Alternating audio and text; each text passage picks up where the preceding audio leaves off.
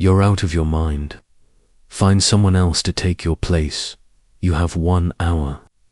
Ryan Caldwell's voice echoed like thunder through the marble foyer of the Caldwell estate, the words bouncing off the towering ceilings with sharp urgency. He paced near the grand staircase, his phone clutched tight against his ear. "This isn't just another party, Jessica," he snapped. "It's my grandmother's birthday. It could be her last." The line went dead. Call ended. He stared at the screen for a beat, jaw tightening, his breath shallow. Slowly, he lowered the phone and raked a hand through his thick chestnut hair. The pressure behind his eyes was mounting, and his custom-tailored suit perfectly fitted hours ago now felt like it was strangling him. Jessica, his ex, had agreed weeks ago to play the part of his fiancée just for the party, just for the sake of an ailing grandmother's wish and a major merger deal that depended on maintaining a pristine public image. Now, with less than an hour before guests arrived, she had vanished. Sir Io. A crash interrupted his spiraling thoughts. Across the foyer, near the breakfast bar, a young woman stood frozen, her tray lying on the floor, a pool of orange juice spreading around it. Silver clattered softly. Her apron was crooked, her hands shaking, and her face pale with panic. Ryan turned sharply, already recognizing her. Lily, a recent agency hire. Just a temporary helping hand brought in to prep for the party. "I am so sorry," she stammered, kneeling quickly to gather the broken glass. "It's fine," Ryan said, striding over and kneeling beside her. "Don't worry about the juice." She blinked in surprise, clearly startled by the kindness in his voice. It didn't match the man who had been barking into a phone seconds earlier. "I'll clean it up right away." He looked at her, then really looked. Messy bun, flushed cheeks, a scrape on her knuckle. She was nervous, clearly overwhelmed, and absolutely not the type anyone would expect to be caught in the middle of a high society charade. But then, his grandmother's voice rang in his memory. "I don't want some polished trophy. I want someone who loves you, really loves you." Ryan stood still for a moment, eyes locked on Lily as she dabbed the spill with napkins. Something clicked, something unreasonable. "Lily, right?" he asked. She nodded quickly. "Yes, Mr. Caldwell." He exhaled, slow and controlled. The storm behind his eyes dimmed. "This is going to sound completely insane," he said carefully, "but I need your help. Just for a few hours." She looked up, confused. "Help? With what?" "I need you to pretend to be my fiancé, just for today, just for this party." Lily's mouth fell open, then closed again. Her brows pulled together. "You want me to be your fiancé?" He gave a faint, almost helpless smile. "Because I don't have anyone else right now. Because you're here. And because you don't know me well enough to lie for the wrong reasons." She stared at him. "That's not exactly a great pitch." He let out a short laugh, one that sounded more like a plea than humor. "It's all I've got. I'm not good at pretending," she whispered. "I just spilled orange juice all over your marble floor." "Exactly," he said. "That's why you're perfect." She looked at him like he had completely lost his mind. Maybe he had. "This isn't just about business," he said, his voice lower now, gentler. "It's about my grandmother. This might be her last birthday. She just wants to see me happy, settled, loved." Lily swallowed hard, eyes softening just a little. Ryan took a breath. "Help me, just for tonight. After that, you never have to see me again." And in the silence that followed, the deal of a lifetime wasn't about mergers or money. It was about two strangers on the edge of something neither of them expected. "She's not well," Ryan said quietly, his voice barely above a breath. "And she told me she won't sign over the Caldwell Trust unless I prove that someone genuinely cares. I thought I could fake that part, just for a few hours, but now," he looked at Lily. Something in his voice cracked ever so slightly. "Maybe you don't have to fake anything. Just be kind. Be you." Lily swallowed hard, her pulse quickening. "What if I mess it up?" "I'll handle the hard part," he said, softer now. "All you have to do is smile. Maybe hold my hand once or twice." She hesitated, biting her lower lip. Her eyes drifted to the antique clock on the wall. 11:05. The party began in just under an hour. "Okay," she whispered. "I'll do it." Ryan blinked. "You will?" She nodded slowly. "But only because you asked. Like you actually needed me. Not like you were doing me some kind of favor." For the first time that morning, Ryan smiled. Not the practiced one he used at corporate events. Not the empty grin for the media. This was real. For her upstairs, in a quiet guest room that hadn't seen visitors in years, Lily stood in front of a full-length mirror. The dress was a touch too long, the neckline modest, the zipper stubborn halfway up. Still, it was the most beautiful thing she'd ever worn. Soft cream chiffon, delicate lace at the cuffs, pulled from a forgotten costume rack in the Caldwell theater room. It carried a strange kind of magic. She smoothed the fabric with shaking fingers. Just one night, she reminded herself. One night of pretending. Her reflection barely looked like her. It looked like someone braver, someone who belonged here, but inside, her heart thudded with an old, quiet fear. The medication had been running low, and her last cardiology appointment only confirmed what she already suspected. Without surgery, the odds weren't in her favor, but she hadn't told anyone. What was the point? She wasn't someone people noticed until today. A knock startled her back to the present. "Lily." Ryan's voice, gentle, muffled, just beyond the door. She opened it, and his breath caught. His eyes widened as they landed on her. "You look," he started, then paused. "Not polished, not glamorous, but real." Lily gave him a shy smile, like someone trying to believe it herself, like someone pretending to be someone else. He stepped closer, his gaze unwavering. "No, like someone people might believe in." Downstairs, the grand hall had come alive. Golden light glowed from crystal sconces and loops of string lights that hung from the tall wooden beams. A grand piano played soft jazz in the corner. Guests sipped champagne in tailored suits and sparkling gowns. Laughter floated like perfume through the air. Ryan slipped beside her. As they descended the stairs, she felt the weight of every glance turned in their direction. But his hand found hers, grounding her in place.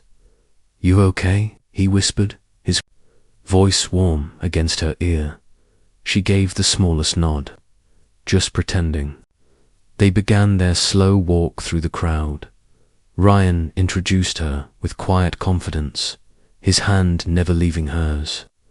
"My fiancée Lily," he said over and over. She smiled politely, curtsied once by accident, laughed too hard at a joke she didn't understand, but every time she stumbled, he was there rancoring her with a glance, a gentle squeeze of her hand, a breath that reminded her she wasn't alone. But the room grew loud. The lights shimmered to bright. Her smile began to tremble at the edges. So she slipped away when no one noticed, weaving through a narrow corridor toward the kitchen. She needed air, stillness, a place where she could breathe. inside the kitchen. Staff bustled past in controlled chaos, plating hors d'oeuvres, uncorking bottles, delivering trays with mechanical grace. No one noticed her. To them, she was just another girl in a dress that didn't quite fit. And for a moment, that was exactly what she needed. So Lily rolled up her sleeves and quietly joined the hustle of the kitchen. She began helping the pastry chef, arranging strawberries in neat rows across a tray of delicate tarts. "You with the Caldwell party?" the chef asked without looking up. She nodded. "Brave woman," he muttered, then chuckled under his breath. Lily smiled. "It's just one night," she said, but she stayed. She stirred the caramel until it turned golden. She folded linen, napkins into crisp triangles. She listened as the sous chef vented about burnt crusts and last-minute menu changes. And when a young waiter spilled an entire tray of hors d'oeuvres, she was the first to kneel beside him and help clean it up. No fuss, no judgment. Back in the grand hall, Ryan eventually noticed her absence. When he finally found her, she was halfway through a conversation with the gardener about tomato hybrids and pruning schedules. She was laughing, her eyes lit in a way he hadn't seen before. He didn't interrupt, he just watched from a distance, and something in his chest quietly shifted. Later that night, the family gathered in the velvet-draped drawing room for speeches and cake. Ryan's grandmother, Eleanor Caldwell, sat in her favorite chair, an old velvet wing, back by the fireplace, watching every interaction with the sharp eyes of a woman who once controlled boardrooms with a single glance. Ryan brought Lily over. The old woman reached out, her hand surprisingly warm, and gently took Lily's. "So," she said, her voice a soft thread. "You're the one." Lily swallowed hard, her voice trembling. "Yes, ma'am. I'm honored to meet you." Eleanor studied her for a long moment. Her hands, her eyes, her silence. Then slowly, she turned her gaze to Ryan. "Different than the others," she murmured. "This one doesn't pretend." Ryan opened his mouth, but nothing came out. Lily looked down, unsure whether to smile or apologize. But then the old woman gave her hand a soft squeeze. "Keep her close," she told her grandson, her tone suddenly firm. "She's not here for the money. She's here for you."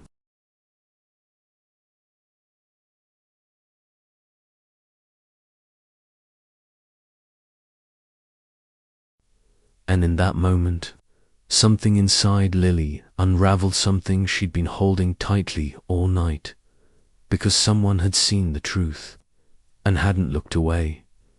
The next morning, breakfast at the Caldwell estate was served precisely at 8 a.m. Not 5 minutes before, not 5 minutes after. The long dining table stretched beneath a vaulted ceiling where sunlight filtered through stained glass. Windows in colors soft as morning rain. Lily sat carefully at the edge of a velvet chair, hands in her lap, back straight, trying not to slouch, trying not to breathe too loudly. Across from her, Ryan scrolled through emails, his brow furrowed to his left.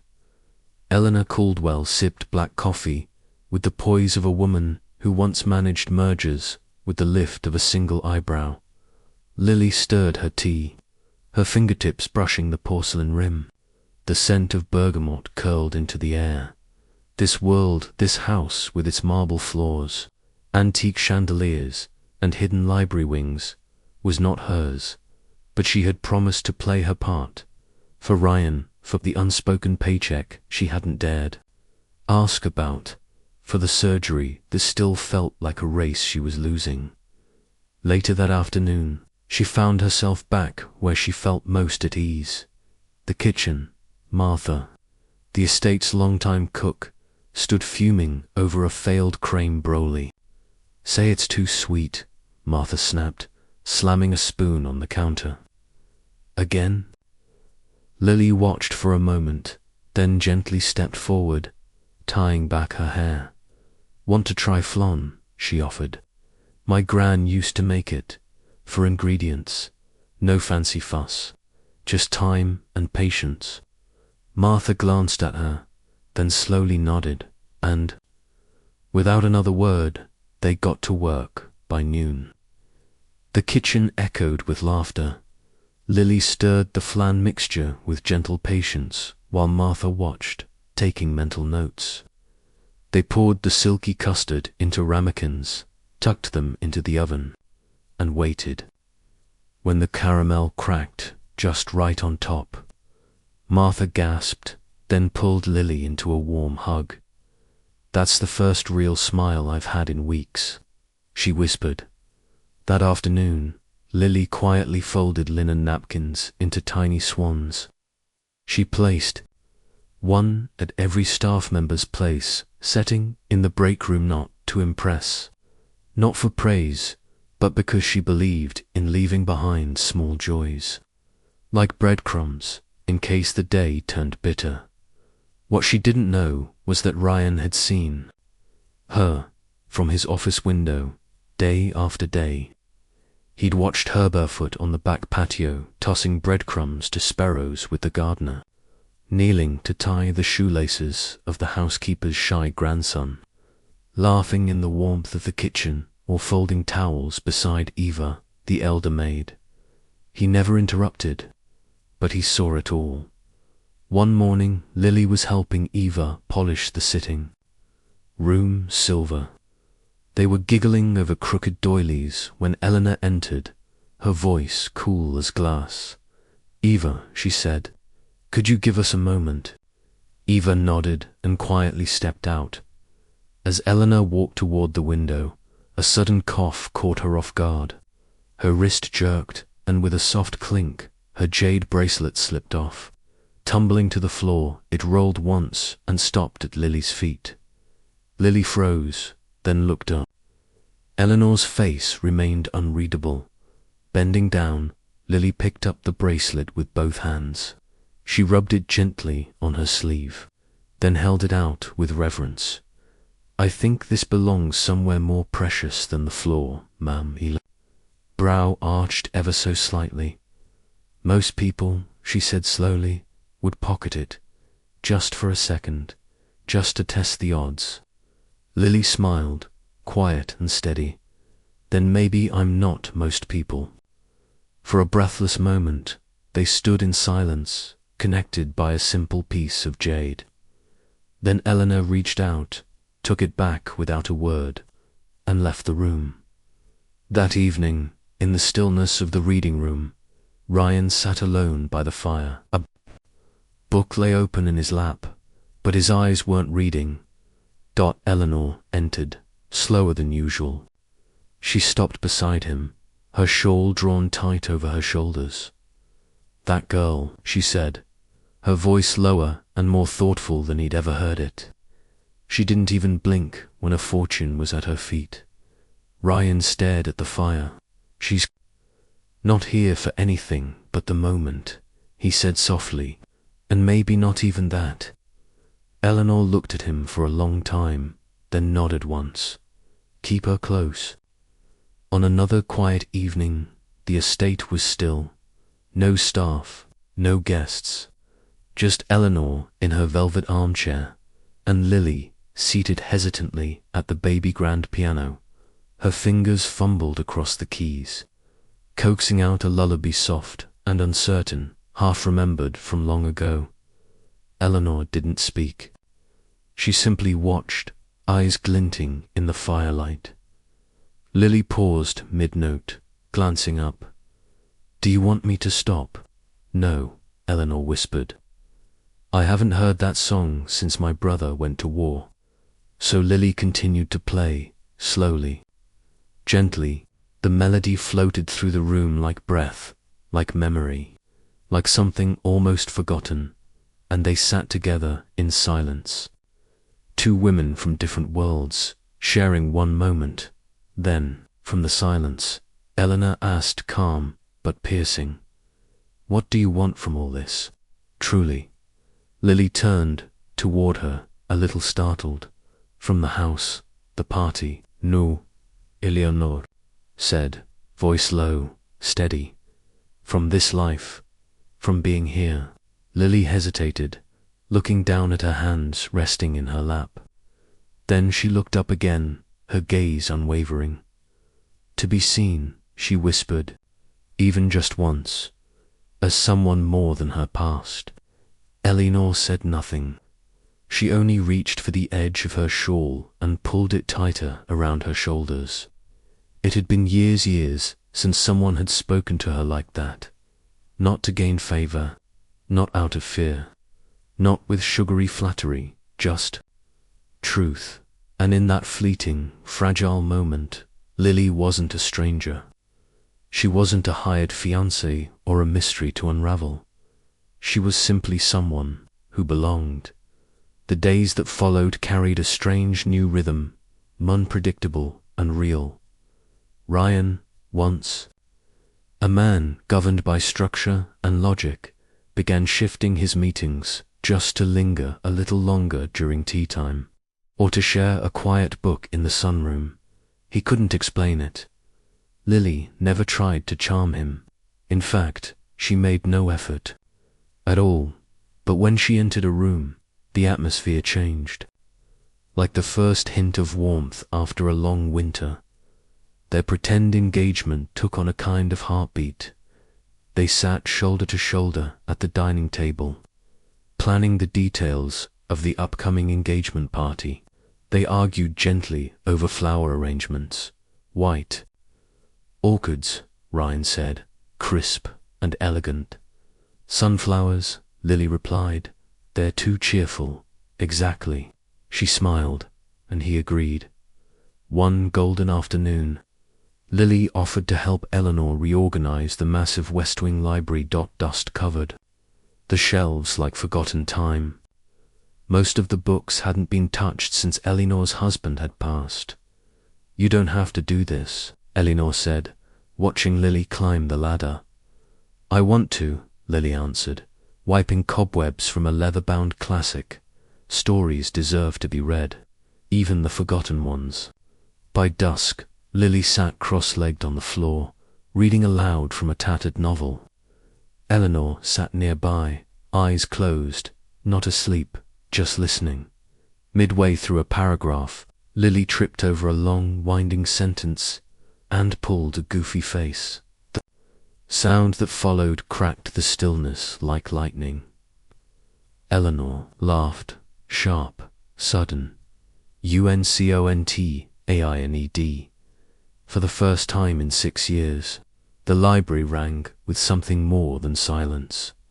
Ryan stepped into the doorway at that exact second. He froze. Lily looked up, startled. Eleanor, without missing a beat, said softly, Your fiancé has excellent taste in literature. Ryan didn't speak. He just watched them, two women who had somehow found something the entire mansion had forgotten. Joy. Later that night, in the privacy of her room, Lily stood by the window, one hand pressed against her chest. It had started as a dull ache earlier that day. Now it throbbed with sharp intensity. Her breath caught in her throat. She staggered back, lowering herself into the chair, trying to stay calm. But her fingers trembled. The room blurred. Her body felt suddenly too heavy. Then a knock. Lily, Ryan's voice, close. She tried to answer, but only a choked sound escaped her lips. Her vision swam. Her body refused to move. The door creaked open. One look and Ryan was at her side in a heartbeat. Her skin was pale, her lips dusted with grey, eyes glossy with pain. What's wrong? He asked, panic cracking through his voice. Lily, to me, what's happening? She reached for him, clinging to his arm, eyes wide with fear. But no words came. only a silence so loud, it roared. He didn't think he acted in one swift motion. Ryan scooped Lily into his arms and bolted down the long corridor, shouting for the driver before they even reached the grand staircase. Outside, rain poured down in heavy streaks, washing over the stone steps as the car tore away from the Caldwell. Estate gates dot in the back seat. Lily curled weakly against him, her breaths shallow and quick. Ryan's voice remained calm, steady. His hand gripped hers, grounding her with words she might not even hear. At the hospital, chaos met them at the doors. Bright lights, shouting nurses. A gurney wheeled out. Lily disappeared behind swinging doors. Ryan stood frozen only when he was forced to. Even then, he refused to leave the threshold, fists clenched at his sides, jaw tight with helplessness. Hours passed. He sat slumped in a hard plastic chair, coat still drenched, hair plastered to his forehead. His phone buzzed with messages. He didn't look. A nurse brought him coffee. He didn't drink it. His eyes remained locked on the pale green hospital wall across from him. His thoughts tangled, heart racing.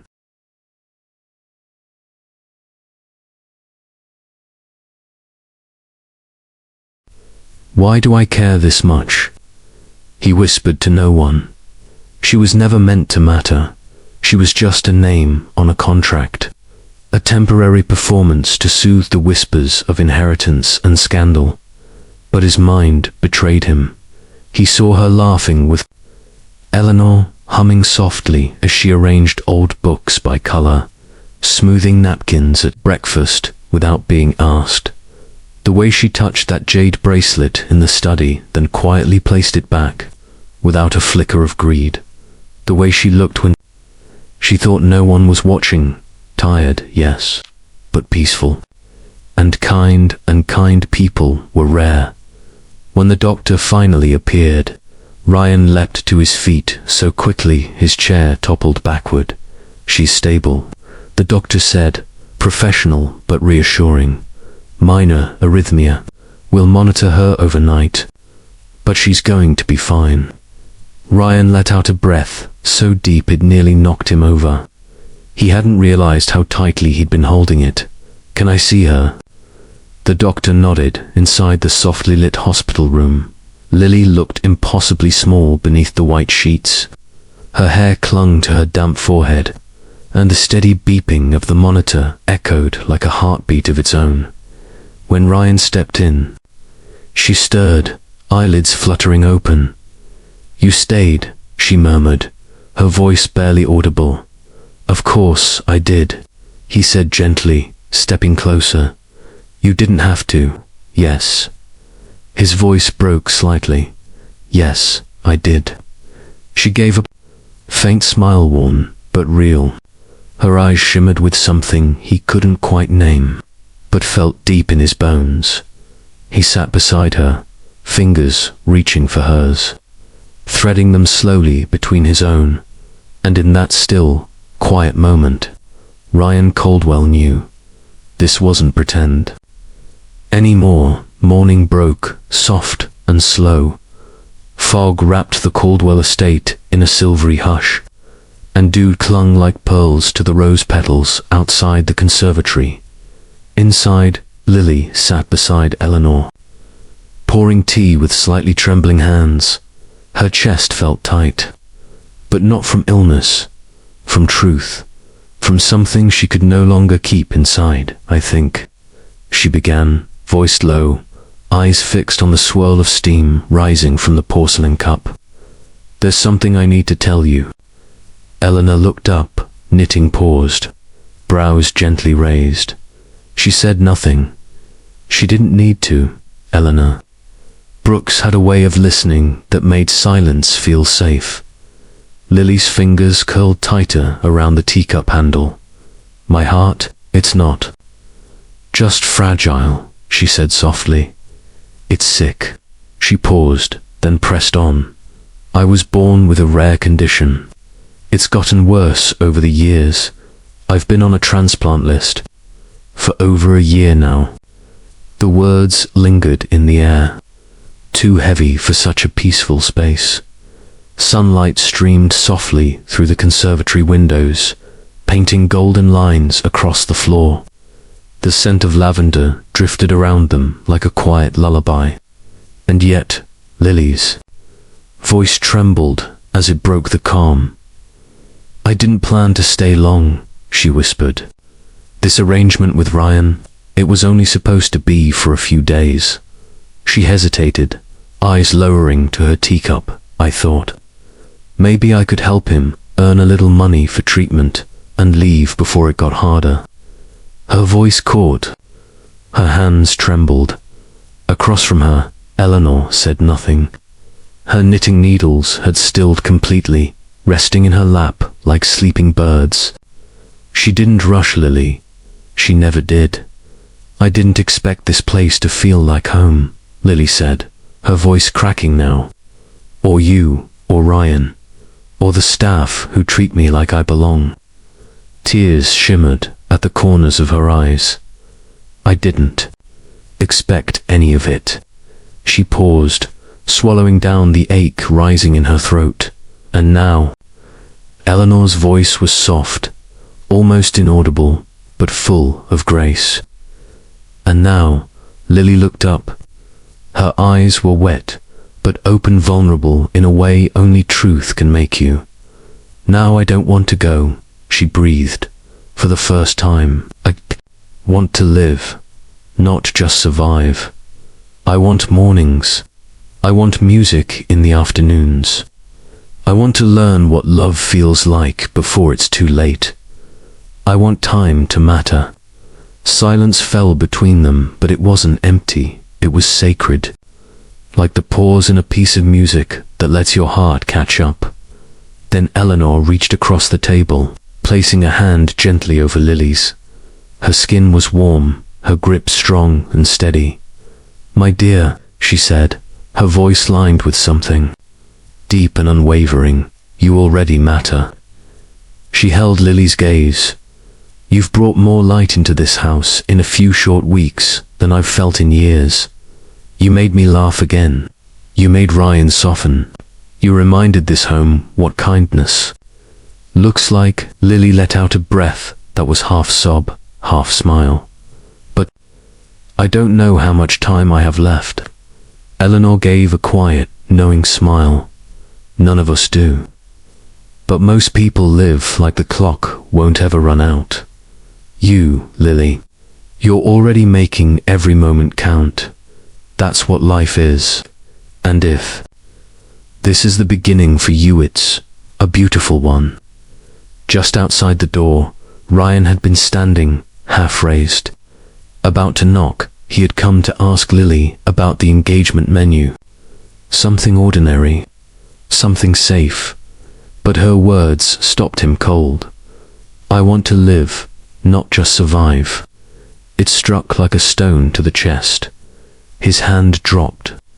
He stepped back into the hallway, out of sight, breath caught in his throat. She was sick, and she hadn't told him. He leaned against the wall, eyes wide, heart pounding. Images flashed behind his eyes, her laughter echoing down the marble halls. The way she arranged tea trays with such care, the gentle way she held space for everyone around her, without asking for anything in return. His heart, armored for years, cracked open, and something inside it whispered a truth he wasn't ready to face. He turned and walked away, each step heavy with emotion he didn't yet understand: grief, anger, fear, or love. Later that evening, as the sky turned soft hues of lavender and gold, Lily returned to her room. Her thoughts were a tangle of feelings she couldn't name, but something inside her felt different, off balance, as though something had shifted in the air. Then she saw it, a bouquet, lying gently at her door. No note, no name, just flowers. But she knew, and her hand trembled as she reached for them. They were gardenias, favorite tucked gently between the petals. There was no card, only a small handwritten note for someone who reminds the world what grace looks like. Lily pressed the note to her chest. Her heart fluttered, but not from fear, not from the shadow of illness. No, it was something softer, something she couldn't name, a feeling she thought had been lost to time in the study. Ryan stood alone by the tall window, watching the dusk settle into the trees like a sigh. He didn't turn when Eleanor entered. His hands were stuffed into his pockets, fists clenched tight. "You heard," she said gently. He nodded, and when he finally turned, his eyes were darker than usual, not cold, but stripped of all defense. "Now I know I need her," he said, voice low but unshakable. Not for a contract, not for appearance. I need her because," he swallowed, "I can't see a future without her in it, and I don't want one." The morning of the ceremony felt like a dream painted in soft spring light. The estate glowed with gold and green, as if nature itself had paused to witness something rare. White lilies lined the path from the conservatory to the marble terrace, where rows of well-dressed guests sipped champagne and murmured in polite conversation.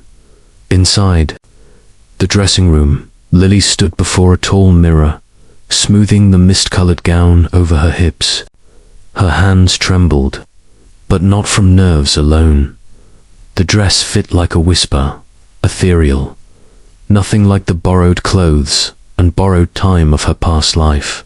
Today, even if this was still just an arrangement, she felt like herself, or maybe the woman she had always hoped to become. Behind her, Alana Eleanor's longtime housekeeper fastened the final clasp at her neck. Her fingers were steady, but her eyes misted.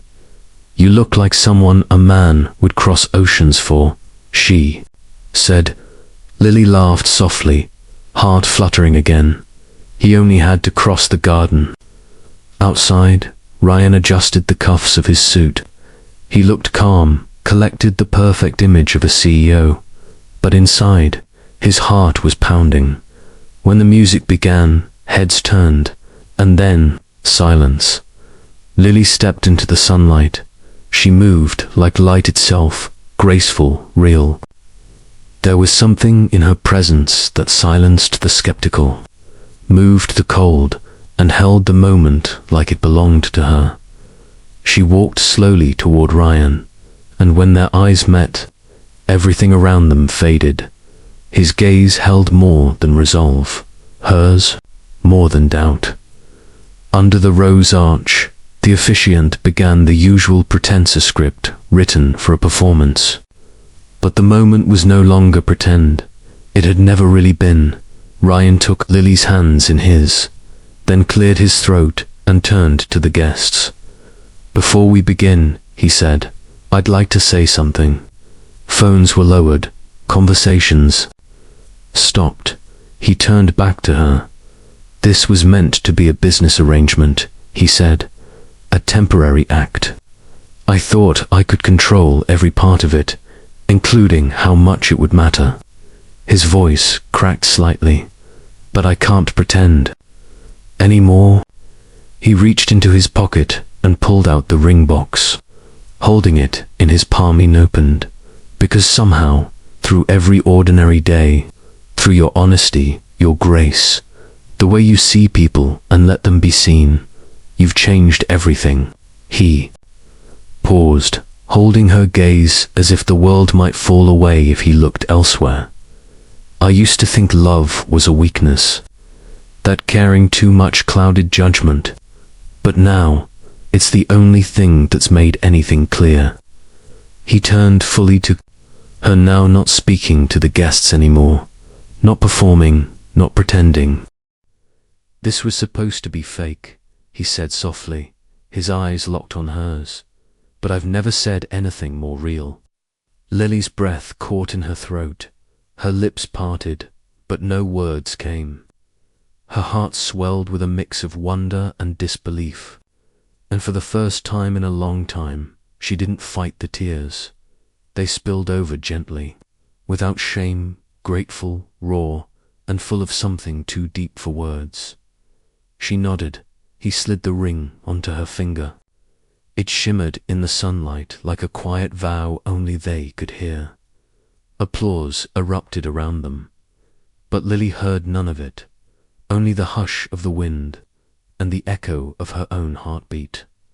Later, hidden behind the garden hedge, she cradled little Leia in her arms. The baby stirred softly against her. Lily leaned close, her voice no more than a whisper against the child's ear. It was supposed to be pretend, she said, eyes wet, but somehow he made it feel like home. In the distance, Ryan was speaking with an investor, face calm, tone sharp, but his eyes weren't on the man. They were searching for her. The estate was silent now.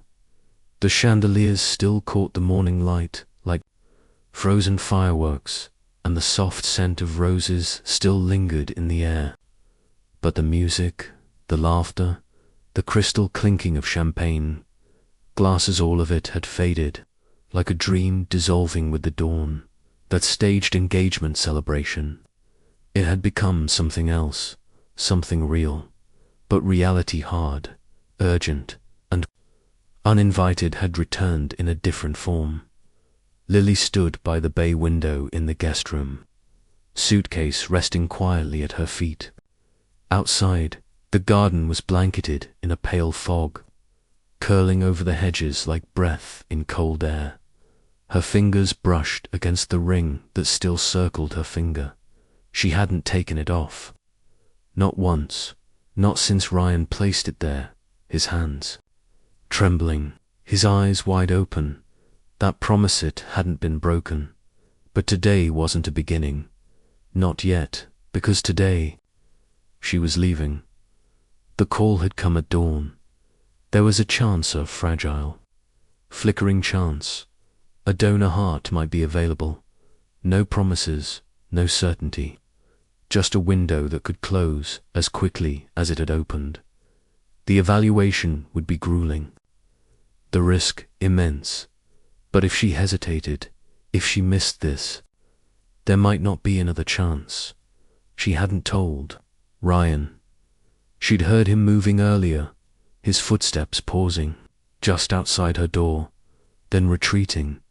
Maybe he knew, maybe he didn't. Either way, her chest ached with everything left unsaid. Downstairs, the family had gathered quietly in the drawing room. Even Eleanor, who rarely rose before noon, sat upright in her favorite chair, a soft shawl wrapped around her shoulders, and something carefully wrapped in linen resting in her lap. The fireplace glowed gently across the walls, casting long, warm shadows. No one spoke until Lily appeared at the top of the stairs. As she descended, everyone stood. Audrey took a small step forward, her voice low and kind. "You're really going?" Lily nodded. Her voice was caught somewhere too deep to reach, so she smiled instead, small, soft, the kind of smile that tried not to tremble. From the side, Beverly the cook hurried forward and pressed a tin into Lily's hands. "It's the chamomile you liked," she said gruffly, blinking too fast. Hospitals never get it right. Then Eleanor rose, slow, measured, every step infused with that quiet, commanding grace that once made Lily feel small. But today, there was something else behind her poise, something unexpected. Her eyes, once sharp, now held something soft, open, unarmored, almost maternal. She walked to Lily and extended a handkerchief, white linen, lace edges, pale blue, thread woven with care, a message stitched in delicate cursive. "Come back, home waits." Lily took it with both hands. She couldn't speak. She didn't dare try. but the handkerchief quivered in her grip, her hands betraying what her voice couldn't. Eleanor placed a gentle hand on her shoulder. No words, just weight, just presence, just strength. Ryan wasn't there. Lily didn't ask where he was. She already knew where she needed to go. She climbed the stairs again, past the guest room where she had first unpacked her guarded heart, and into his study. It smelled of cedar, old books, and the fading smoke from the fire he'd lit the night before. Everything was in its place, clean, precise, unmoving. She slid into the leather chair behind his desk and opened the drawer. Inside was a single sheet of paper. She picked up the pen. The ink moved slowly at first, hesitant, then steadier, more certain, like breathing out a memory when she finished. She folded the letter with care and placed it beneath the small brass paperweight on his desk, the one shaped like a compass. It always pointed north, just like he did. The letter read, "Ryan, if I don't make it, know this: you gave me more than just days. Before you, I was surviving. After you, I wanted to live. That's not something you can fake. Not something a contract could buy. Thank you for the music, for the quiet, for letting me be real, for Illa's giggles, for your grandmother's laugh, for never asking me to be anyone but myself. I hope I come back. I pray I do, but if I don't, know that I loved you, with the time I had, with the heart I could give, always, Lily." She didn't cry as she closed the study door, but the ache settled in deep as she walked past the kitchen where Beverly once hummed lullabies between batches of tea biscuits, through the hallway where Ryan had once brushed flour from her cheek with a smile too soft to be rehearsed, and by the dining room where Eleanor had laughed, really laughed, for the first time in years. Lily paused. She turned one last time. Her eyes swept across the staircase, the tall windows, the flickering shadows that had somehow become her shelter, and she carried it all with her, not in her hands, but in her breath, in her blood, like a heartbeat. Beneath her coat, home waits. The gravel path outside hadn't changed, still winding, still framed by hydrangeas in riotous bloom, still old, but Lily felt new. She stepped out of the car, slowly, one foot on the earth, one breath grounding her into the soil of a place she never believed she'd see again. Spring had come. The air was crisp, the scent of fresh blossoms tangled with the faint memory of rain on stone. 2 months, too long, aching, breathless months since she left, and now she was home. She hadn't known if she would ever return, hadn't known if her heart would last one more day, hadn't known if she would open her eyes in the same world again. But now she was here, and the breath in her chest no longer felt borrowed. It felt earned. The front doors of the Caldwell estate creaked open. Ryan stepped out, in his hands hydrangeas, soft blue, the same shade as the skies they used to watch from the balcony of the library. A time when silence said more than either of them ever dared to speak aloud. Lily's breath caught in her throat. Her shoulders trembled under the weight of memory and disbelief. "You remembered," she whispered, eyes glassy with emotion. He nodded, sure, his eyes never leaving hers. "You once said, hydrangeas are only beautiful if they're planted by hand," he said, stepping down the stone stairs, each step deliberate, steady. "That they grow better when someone cares enough to place them in the earth themselves." He stopped in front of her, extending the bouquet. No ribbon, no fancy wrapping, just real, raw, honest, true. "So I planted these for your return." Lily held the flowers close. She buried her face in them for a moment, the scent, soft and familiar, like something that had waited quietly, faithfully for her to find her way back. The petals brushed against her cheeks like a whisper of welcome. Behind Ryan, a silhouette appeared in the doorway. Eleanor, tall, upright, cane in her hand now, but her presence just as commanding, graceful, unbroken. She didn't smile, not yet, but her eyes glistened with something unspoken. "Welcome home," she said, firm, but threaded with warmth that reached deeper than words. Lily blinked hard. Tears threatened, but her voice came out clear, fragile but real. "I thought I was coming back to heal," she murmured, "but maybe I was always coming back for home." Ryan's hand moved. Quiet, subtle dot from the pocket of his coat. He drew out a small velvet box, deep navy, simple. He didn't open it, he didn't kneel. He just held it there between them, not as a proposal, but as something far more intimate, an invitation, a quiet question. "This isn't about business," he said softly. "It never was. And it's not about rings or ceremonies. It's about tomorrow, and every day after. It's about you if you still choose me." Lily didn't answer right away. She looked at him long, deeply searching his face for anything false. But what she found there was steadiness, and something even rarer, truth.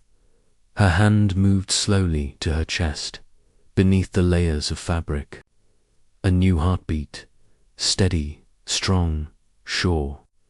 "I choose you," she said, her voice barely a breath. And then she placed her hand gently over his, over the box still unopened. "For every beat," she whispered,